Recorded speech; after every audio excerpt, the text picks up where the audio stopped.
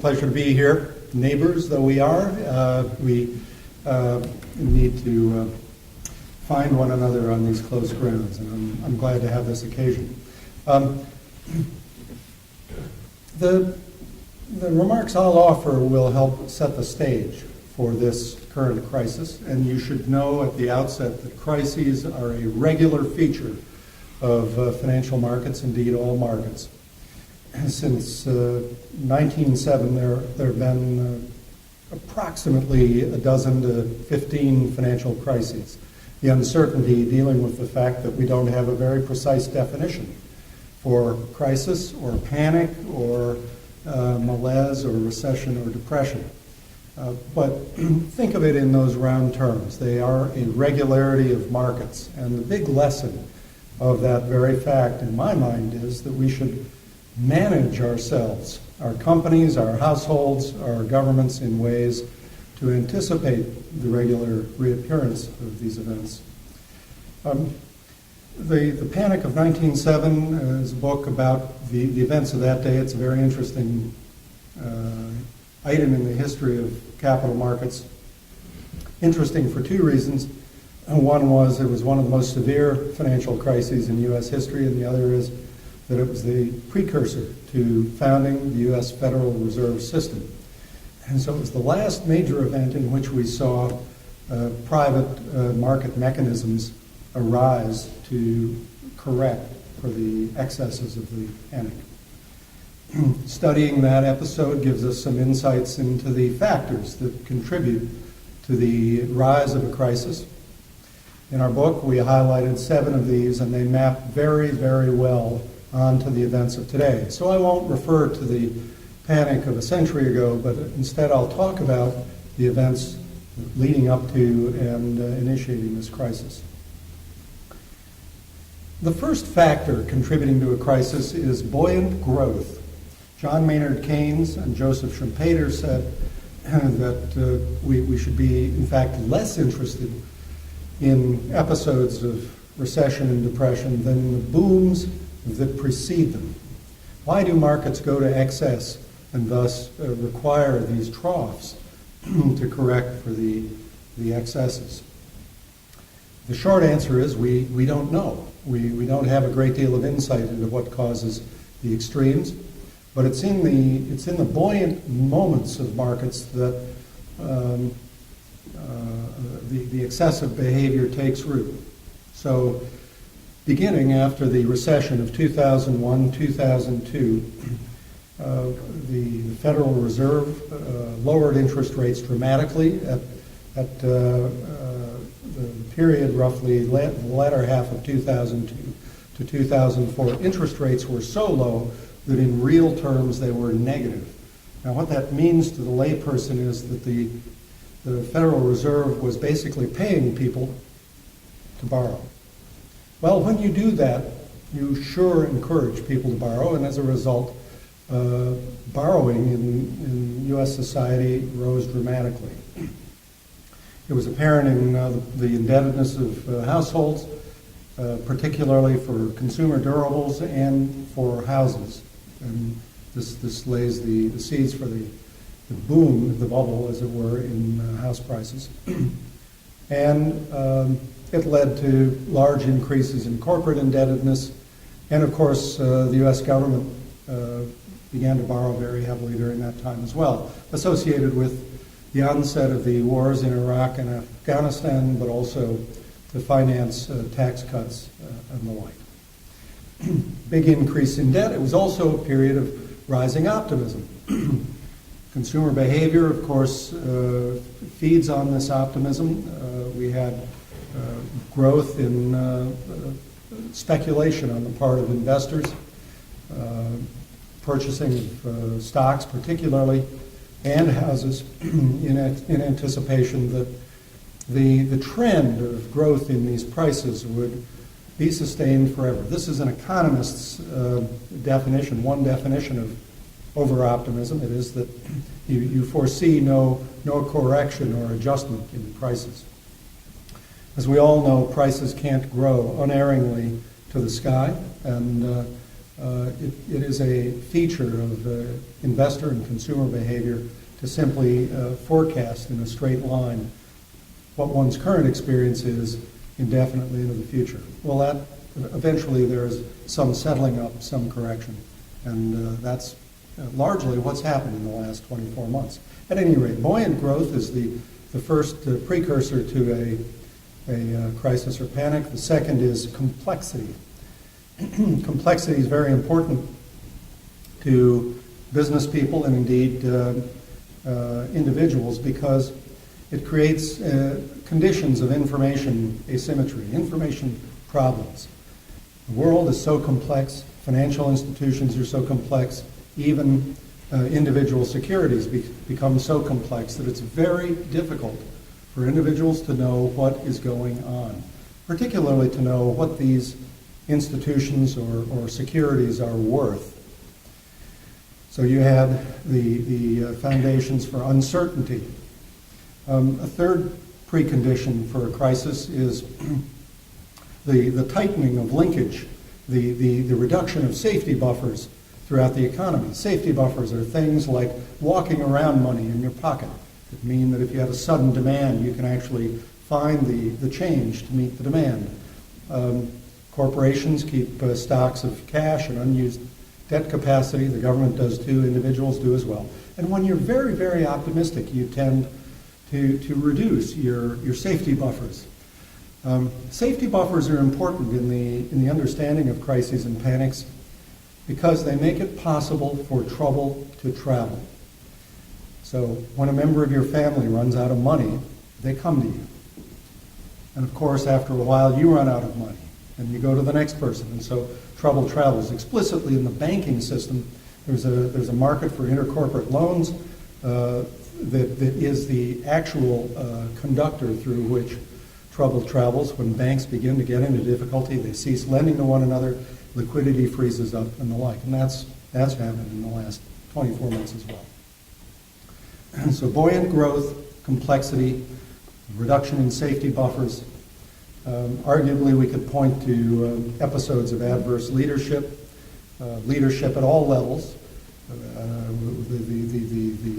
pursuit of miscreants as a result of this crisis will go on for years and years, not least beginning at the highest levels of government. Chairman of the Federal Reserve, Alan Greenspan, former chairman, has already confessed in a hearing before Congress that he must have been wrong in keeping interest rates so low so long. But corporations, of course, participated in this, making loans of uncertain type to less than creditworthy borrowers.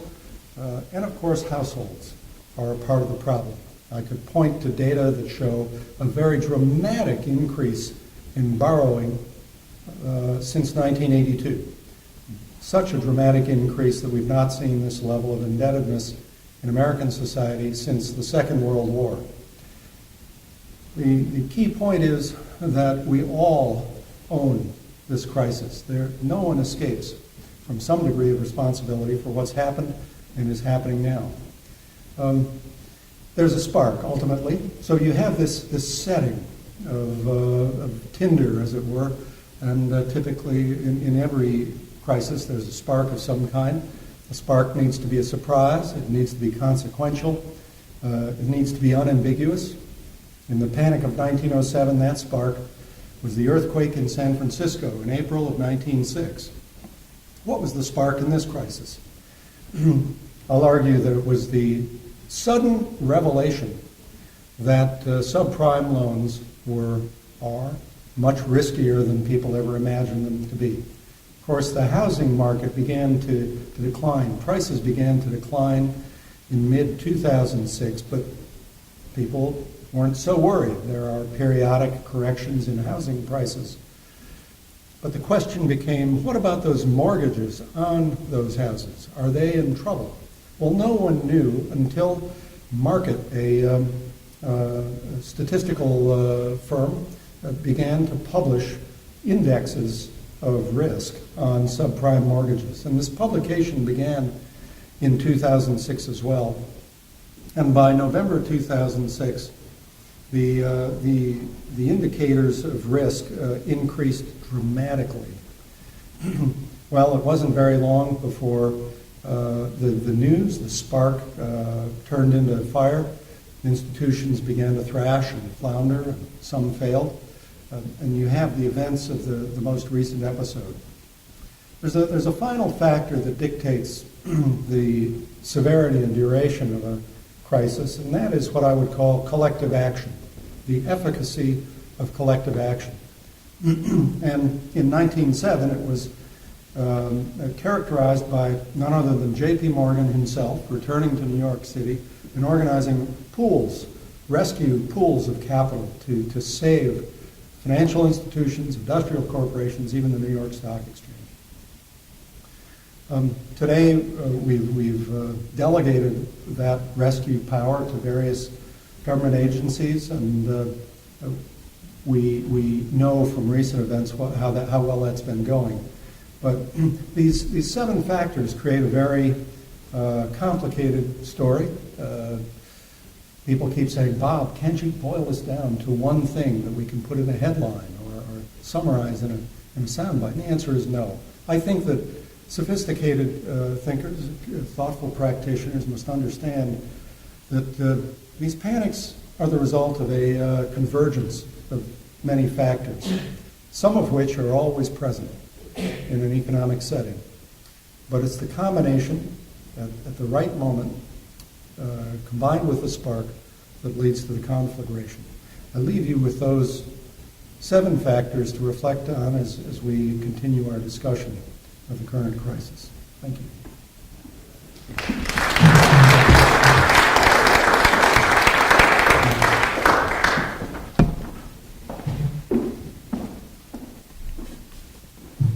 So first of all, let me just say thanks to Eric and the Student Legal Forum for organizing the event.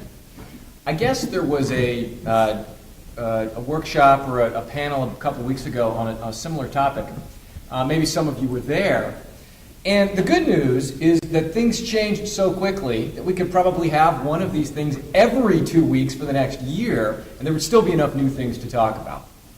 So I was asked to focus on some of the very current events. And let me try to just highlight a few recent developments, and then I'll turn it over to Dean Mahoney for some of his thoughts on the path forward. How should we think about this problem? Well, I was trained as a management consultant, and one of the techniques that we use to try to break apart very difficult problems was to divide the discussion into an assessment of the situation, the complication, and the resolution. Let me try it out here. Start with the current situation. It's pretty easy to summarize. It's bad. Well, how do we know this? There are at least 3 very thorny problems that we are trying to deal with simultaneously. The first is a collapse in paper wealth. And that manifests itself in both the stock market and in the housing market.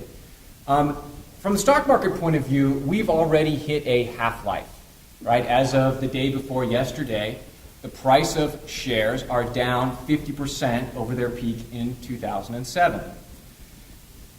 This is compounded by a fall in the housing market. There was a report that came out today discussing how bad the housing market is, and I got to tell you, as someone who's trying to sell a house, it's not a very encouraging report. The report said 3 things. First of all, the overall monthly sales volume of homes was down the lowest it has been in 12 years.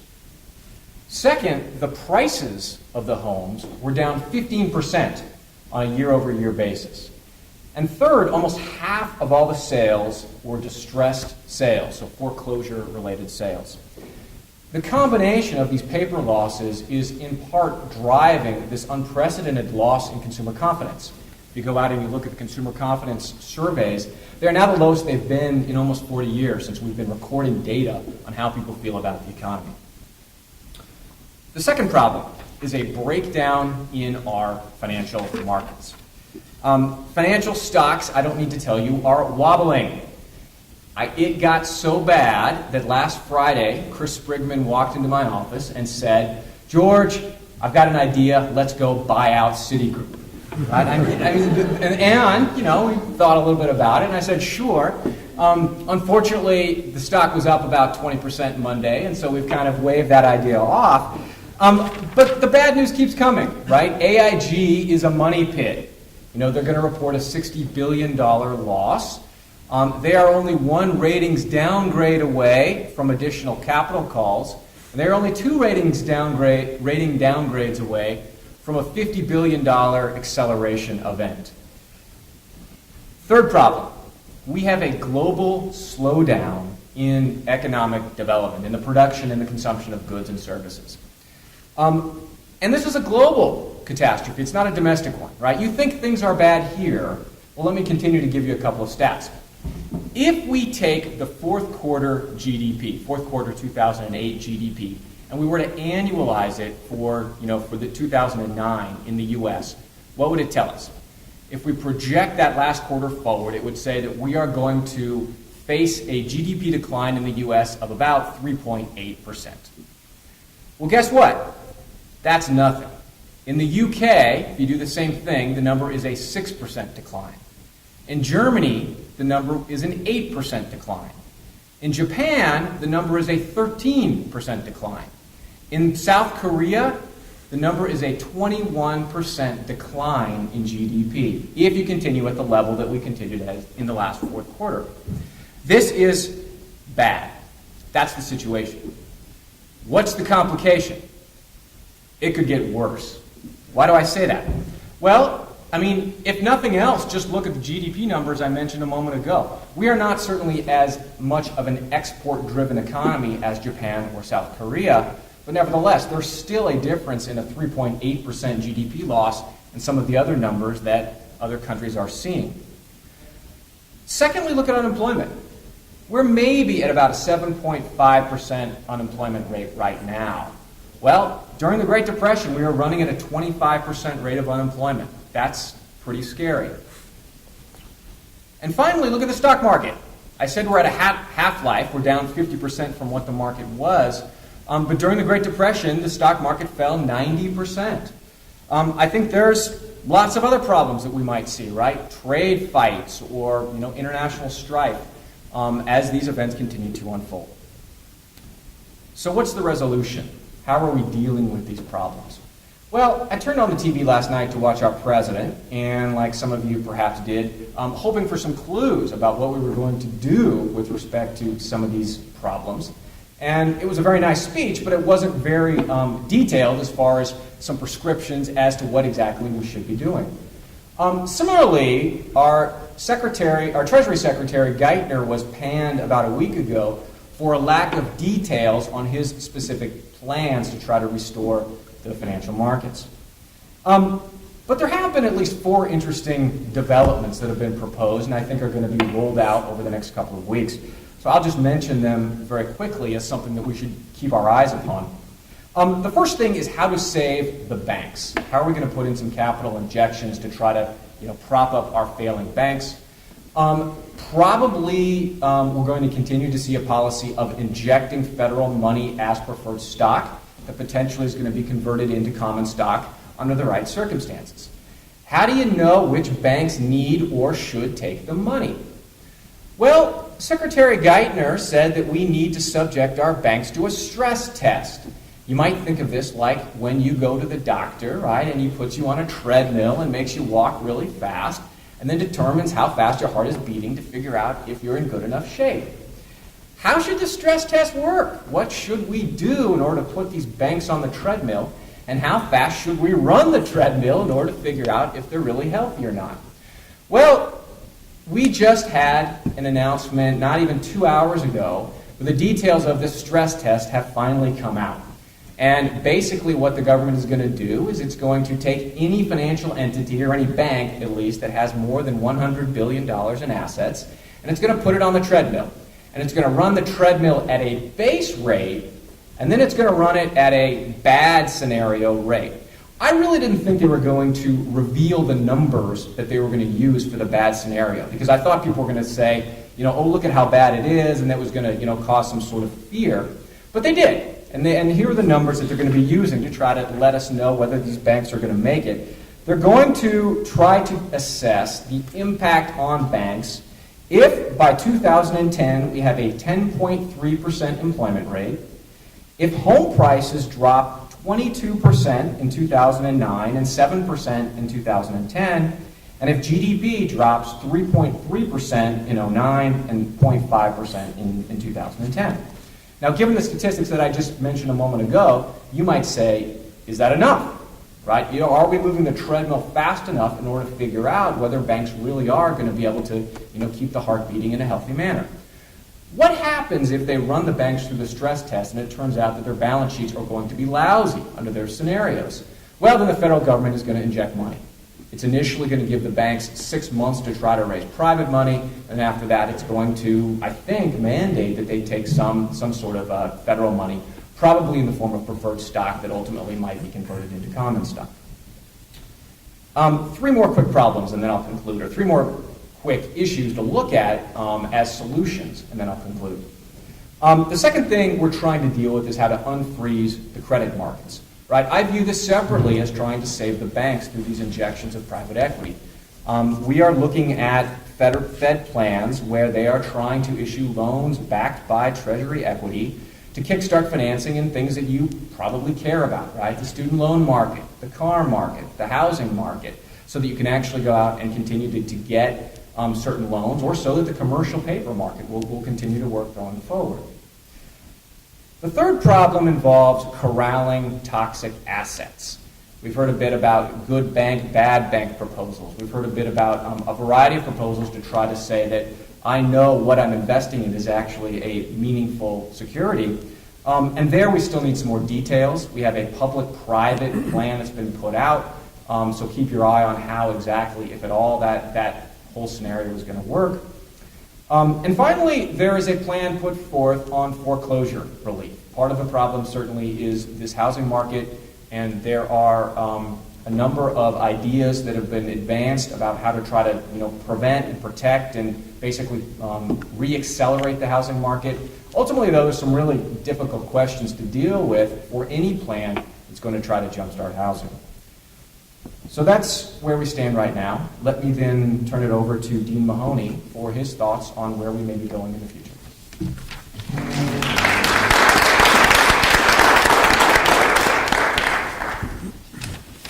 So I was asked to specifically address some of the regulatory aspects of the problem and what we're likely to see going forward. And I think you have to talk about both of those things at the same time, because saying that we need to change regulations in a particular direction more or less implies that we're not doing it right currently. So I want to talk about a couple of aspects of financial regulation and how they might or might not have contributed to the current crisis. So one thing that you probably will recall hearing a lot during the presidential campaign was that deregulation was a big part of the sequence of events that led to the financial crisis. Typically, no one got any more specific than that, but if you dug down a little bit, a few of the things that were mentioned as being part of the problem were, one, the Gramm-Leach-Bliley Act of 1999, which repealed the Glass-Steagall Act of 1933. Glass-Steagall was the statute that separated commercial from investment banking. Gramm-Leach-Bliley, repealed that and allowed commercial banks to engage in full investment banking activities. Now, it's probably important to note that, in fact, the Glass-Steagall barrier had been coming down for quite a long time before 1999. For what it's worth, I think that the demise of Glass-Steagall had nothing or virtually nothing to do with the current crisis. Most particularly, it's worth noting that the standalone investment banks which were precisely the creatures created by Glass-Steagall that did not exist before Glass-Steagall, were the first ones to go under. And the ones that managed to survive, Goldman Sachs and so on, survived by converting themselves into commercial banks. So that one strikes me as really not terribly relevant. A second that's often mentioned is the Futures Modernization Act of 2000. I think the key thing, that amended the commodities futures laws in a variety of ways. I think the main thing to recognize there is it was more a response to the growth of the over-the-counter derivatives market than it was a cause of that market. So one could in fact believe that over-the-counter derivatives are a part of the problem, and I'll return to that in a minute, without believing that the Futures Modernization Act was part of the problem, because by and large, that was a reaction and not a cause of that growth. Largely, one of the key things it did is to provide a statutory blessing to pre-existing interpretations by the SEC and the CFTC that said that swaps, which are a form of over-the-counter derivative, were neither futures contracts nor securities.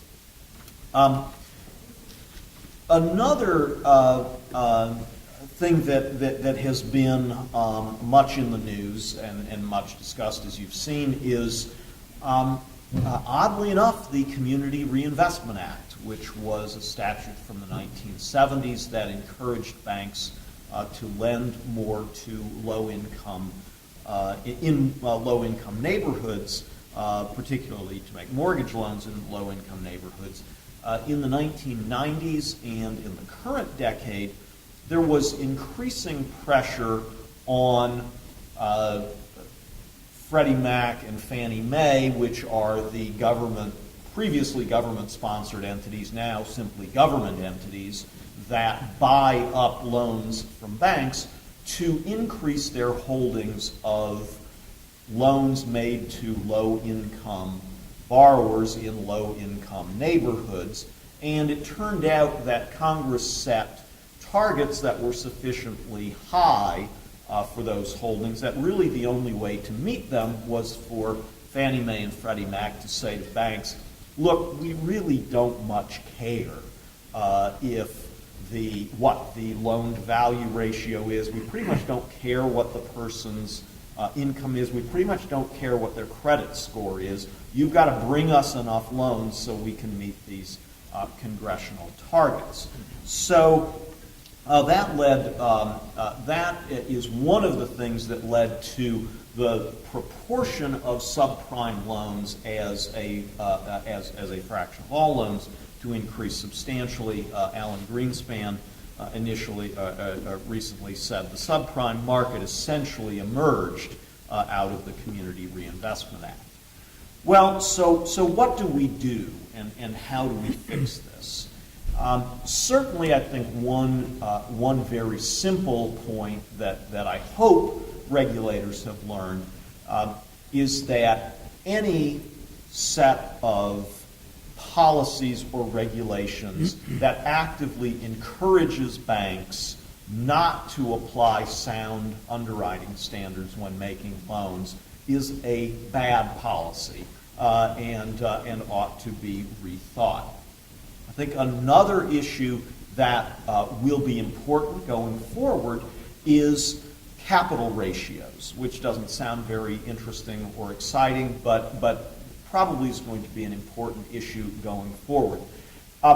If you roll the clock back a little bit, what you would have seen is that entities that did business with the public, broker-dealers and commercial banks, were subject to capital requirements, which is a simple way of saying it limited the amount of borrowing they could do as a proportion of their total asset base. So it limited the amount of leverage they could take on. For banks, that was regulated both at the level of the bank itself that did business with the public, and typically at the level of the holding company, which most large banks are owned by a holding company that is itself not regulated as a bank, that doesn't do business with the public, but it's also subject to capital requirements. When you go over to investment banks, it was slightly different. The broker-dealer, which does business with the public, was subject to capital requirements, but the holding company up at the top was not.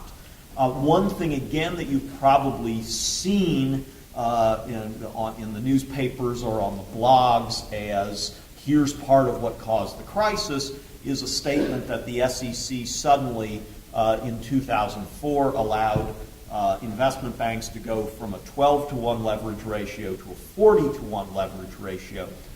It turns out that's not exactly correct. The problem was before 2004, the holding companies were not subject to any limit on their leverage at all.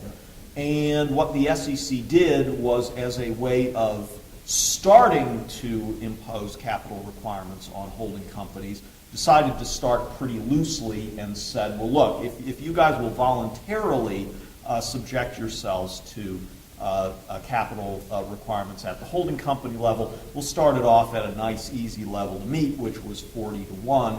So that didn't, in fact, represent a loosening. It represented the first tentative attempt to bring the holding companies in. Well, going forward, there aren't going to be any investment banking holding companies because there aren't any investment banks left. They are all now commercial banks, and they will be subject to capital requirements as such.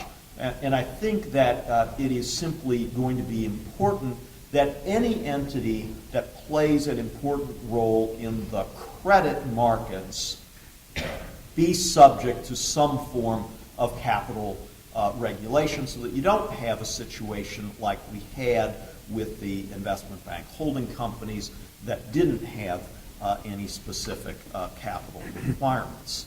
I want to turn back for a second to over-the-counter derivatives, because one thing that I think was a potential contributing factor in the current crisis is the fact that if you or I were to pick up the phone and call up a broker and say, I'd like to trade a futures contract, whether it's pork bellies or oil or gold or you name it, we would enter into a contract that would, technically speaking, be made with a clearinghouse, which is simply to say there's a buyer and there's a seller of the contract, but the clearinghouse steps in and takes on the credit risk of each as to the other counterparty, so that if you are selling me orange juice futures, I don't have to worry about whether you're solvent or not. I only have to worry about whether the clearinghouse is solvent or not, because if you don't perform, I can look to the clearinghouse. In order to keep itself solvent, the clearinghouse requires us to put up what's called margin, but really it's a performance bond. It's money that we put up that the clearinghouse can take if we don't perform, and that keeps the clearinghouse solvent. Well, if I were to do the same thing through an interest rate, or I would call it a commodity swap, I would just say, we're going to enter into a contract under which, if the price of orange juice futures goes up, you have to pay me money, and if it goes down, I have to pay you money, and we do that not on any exchange. There's no clearinghouse, there's no margin, and if you're insolvent, that's a problem for me. Now, everyone understood that, okay, in the over-the-counter market. But one complication that created, that perhaps people didn't focus on quite as carefully as they should have, is that means, in a time of economic stress, every orange juice futures contract entered into on the Chicago Mercantile Exchange is worth exactly the same as every other one, because the underlying credit is the clearinghouse. But in a time of economic stress, if we have done the same thing through a commodity swap that's not on an exchange, the value of the contract I entered into with you and the contract I entered into with you may not be worth the same because one of you may be solvent and the other one may not be. And that means it's pretty hard to figure out what these contracts in general are worth. That traditionally was not a very big issue because these contracts were by and large entered into with incredibly solvent entities that would never go bankrupt, like Lehman Brothers or AIG or Citigroup, and so no one worried about whether one with AIG was worth more than one with Lehman Brothers, et cetera. Well, now it matters a lot who your counterparty happens to be. So it may be that going forward, market participants and regulators may reassess the relative benefits of the flexibility and low transaction costs that come with over-the-counter derivatives versus the higher cost but greater immunization against counterparty risk that comes with exchange-traded derivatives with a centralized counterparty. So those are a couple of things that I would look for in regulatory developments going forward. Another thing I would look for is certainly it might make a lot of sense to reduce some of the cracks that various activities can fall between because we have an SEC that regulates securities, a CFTC that regulates futures contracts, and if a very clever lawyer can come up with something that's not quite either, then it might not be regulated by either. Or, better yet, if you can play off one against the other, you might be able to cut a better deal. Similarly, we have state, federal banking regulators, etc. That one's going to be a harder problem to solve because every one of those regulators has its patron in either the House or Senate or in a state government who's not going to want to give up their patronage of that entity, whether it's the Senate Agriculture Committee with the CFTC versus the Banking and Finance Committee with the SEC or federal versus state regulators, etc. But one would like to think that there will be some effort devoted to trying to make sure that those cracks are tightened up. And I'll stop there so we can have plenty of time for questions.